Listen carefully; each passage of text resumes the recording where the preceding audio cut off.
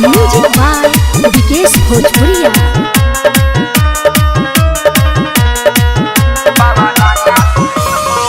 लेकिन ये सोया टाटा सफारी देखेला जवन दुगो देवे लगा दी। हाँ हाँ लेकिन ये सोया टाटा सफारी देखेला जवन दुगो देवे लगा दी। भैया बड़े किसी आली तारा भांगा से हो सोया गावा ना करावे अइले टांगा से हो गोड़ रंगले रानी पावा रंगा से हो सोया गावा ना करावे अइले टांगा से हो गोड़ रंगले रानी पावा रंगा से हो पावा रंगा से हो पावा रंगा से हो। रिया फिल्म्स रिकॉर्डिंग स्टूडियो दिल्ली। गोड़ रंगले रानी पावा रंगा से हो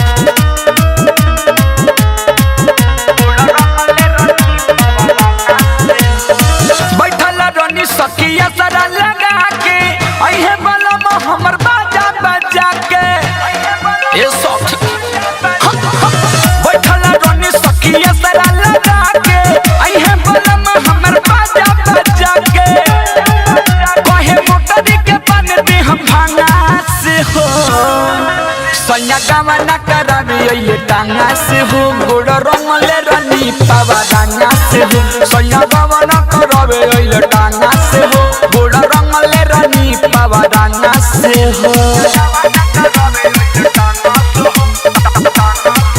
म्यूजिक बाय विकेश भोजपुरिया।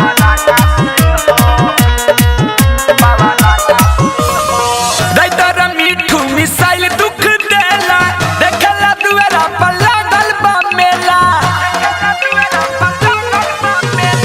सुबोध थारू विकेश दुख देला देखला दुआरा पर लागल बा मेला तना पानी आला बेला फूल भांगा से हो सैया गावा ना करावे अइले टांगा से हो गोड़ रंगले रानी पावा रंगा से हो सैया गावा ना करावे अइले टांगा से हो गोड़ रंगले रानी पावा रंगा से हो।